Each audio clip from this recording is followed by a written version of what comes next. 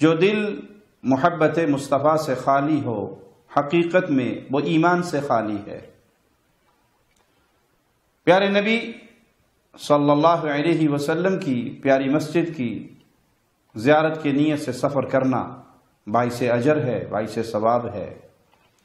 اور جب انسان مدینہ جائے تو اس کے لیے جائز ہے کہ وہ رسول اللہ صلی اللہ علیہ وسلم کی قبر مبارک پر آئے اور وہاں پہ درود و سلام پڑھے۔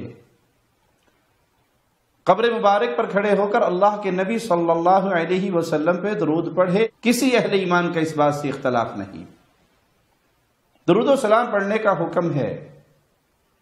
وہاں کھڑے ہو کر اللہ کے نبی صلی اللہ علیہ وسلم کو پکارنا، آپ سے مانگنا، اپنی حاجات آپ کے سامنے پیش کرنا، یہ شرک ہے، کیونکہ پکارا صرف اللہ کو جاتا ہے، مانگا صرف اللہ سے جاتا ہے، حاجات صرف اللہ کے سامنے پیش کی جاتی ہیں۔ لیکن آپ قبر پر آئے ہیں تو آپ آ کر درود پڑھیں، السلام علیکہ یا رسول اللہ کہیں، کیونکہ آپ اللہ کے نبی صلی اللہ علیہ وسلم اپنی قبر کے اندر برزخی زندگی کے ساتھ حیات ہیں، دنیاوی زندگی کے ساتھ نہیں۔ اللہ کے ملائکہ زمین پہ گھومتے ہیں پھرتے ہیں، جہاں کوئی درود پڑھتا ہے وہ اللہ کے نبی صلی اللہ علیہ وسلم تک پہنچایا جاتا ہے۔ اس پہنچائے جانے کی کیفیت کا علم صرف اللہ کو ہے۔ ہمیں شریعت نے اتنی خبر دی کہ درود پہنچایا جاتا ہے، ہم اس پر ایمان لاتے ہیں، لیکن چونکہ یہ معاملہ برزخ کا ہے تو اس کا علم، اس کی کیفیت کا علم اللہ ہی کے پاس ہے۔ رہا یہ معاملہ کہ وہاں جائیں اور درود پڑھیں تو خود رسول اللہ صلی اللہ علیہ وسلم سنتے ہیں، کسی صحیح حدیث میں یہ بات موجود نہیں ہے۔ جن روایات میں ذکر ہے وہ صحیح نہیں، ضعیف روایات ہیں۔ اور اگر کوئی وہاں جا کر اللہ کے نبی صلی اللہ علیہ وسلم کو پکارتا ہے، آپ سے مانگتا ہے، تو آئیے اس امر سے اللہ کے پیارے نبی صلی اللہ علیہ وسلم اپنی امت کو اپنی زندگی میں کیسے منع کر کے گئے، احادیث رسول سنتے ہیں۔ مسند احمد میں حدیث نمبر 7358 ابو ہریرہ بیان کرتے ہیں کہ رسول اللہ صلی اللہ علیہ وسلم نے فرمایا، اللہم لا تجعل قبری وثنا، اے اللہ میری قبر کو عبادت گاہ نہ بنا دینا، بت خانہ نہ بنا دینا، پوجا کی جگہ نہ بنا دینا کہ لوگ آئیں اور یہاں آ کے میری عبادت کریں، میری پوجا کریں۔ جب رسول اللہ صلی اللہ علیہ وسلم کی مبارک قبر پر آ کر آپ کی پوجا جائز نہیں، تو کائنات میں کسی اور کی قبر پہ جا کر کسی اور کی پوجا کیسے جائز ہو سکتی ہے؟ اہل ایمان کا اتفاق ہے کہ دنیا کی قبروں میں سب سے پیاری قبر، سب سے اشرف، عزت میں، مقام میں، مرتبے میں محمد رسول اللہ صلی اللہ علیہ وسلم کی قبر ہے۔ آپ کی قبر پہ پوجا پاٹ نہیں ہو سکتی، آپ کی قبر کے طواف اور آپ کی قبر پہ سجدے اور آپ کی قبر پہ نذر و نیاز اور آپ کی قبر پہ آپ کو پکارا جانا یہ جائز نہیں ہے۔ اس سے آپ نے اپنی زندگی میں امت کو بھی ڈرایا اور اپنے اللہ سے سوال بھی کیا، اے اللہ میری قبر کی حفاظت فرمانا، اے اللہ میری قبر کی حفاظت فرمانا کہ اس کی پوجا پاٹ نہ ہو۔ تو وہ بھائی جو پیروں، فقیروں، بزرگوں، بابوں، حضرتوں، شیخوں، مرشدوں کی قبروں پہ جا کے سجدے کرتے ہیں، طواف کرتے ہیں،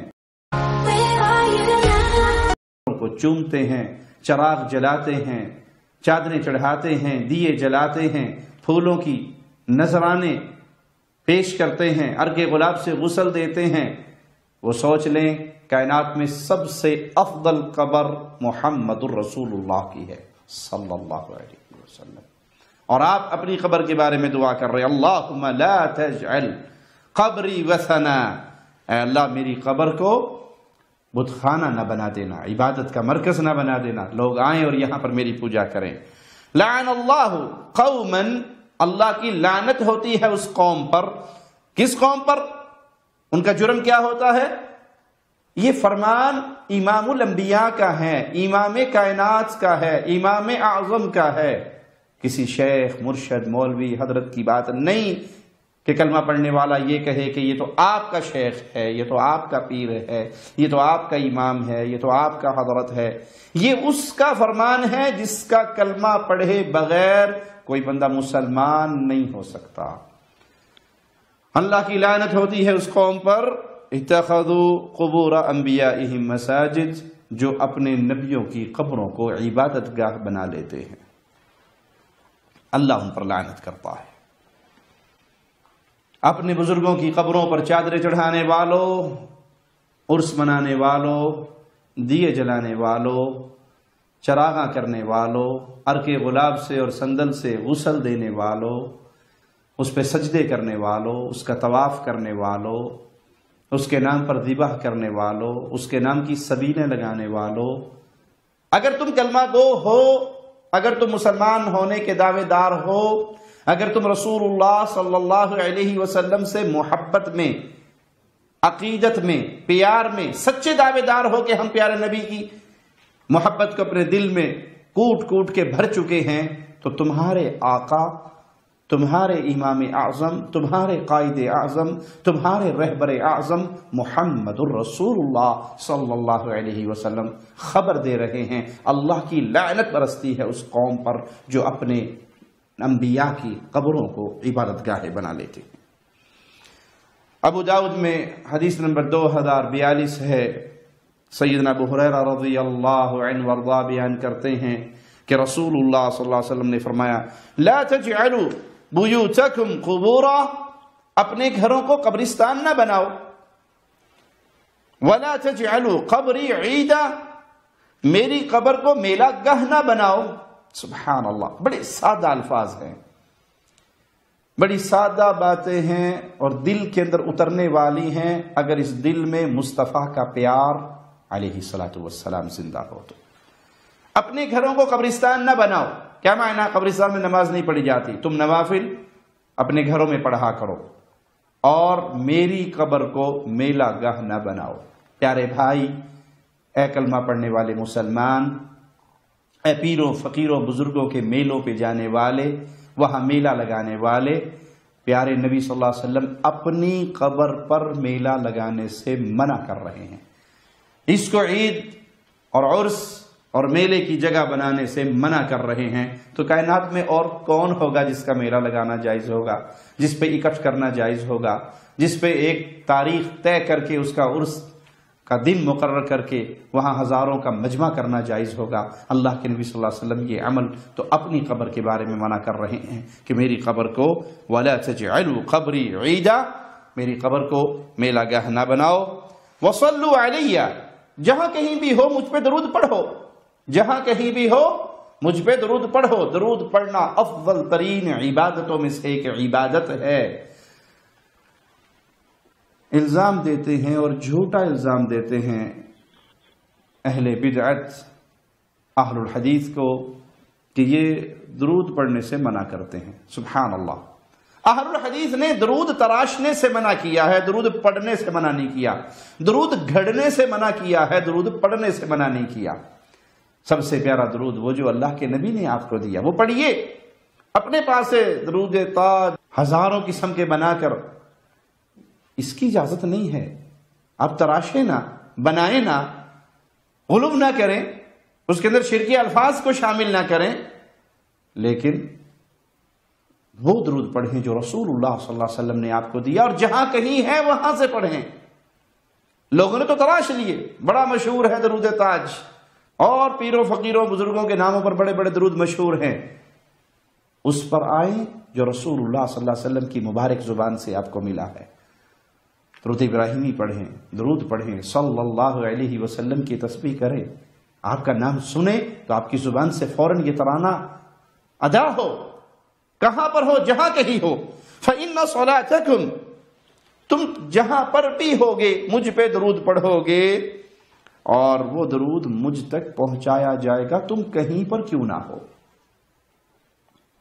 کوئی دنیا کے کسی کونے میں بیٹھے درود پڑھے گا، اللہ کے ملائکہ ہیں، وہ درود کو سنتے ہیں اور وہ رسول اللہ صلی اللہ علیہ وسلم تک پہنچاتے ہیں۔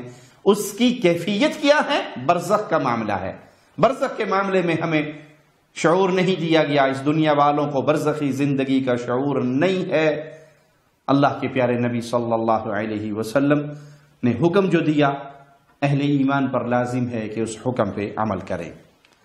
سیدنا عطا کہتے ہیں کہ رسول اللہ صلی اللہ علیہ وسلم نے فرمایا، پیارے نبی صلی اللہ علیہ وسلم کی دعا پہ غور کیجئے، اللہم لا تجعل قبری وثنی یعبد، اے اللہ میری قبر کی حفاظت فرمانا، میری قبر کو بت خانہ نہ بنانا کہ اس کی عبادت کی جائے۔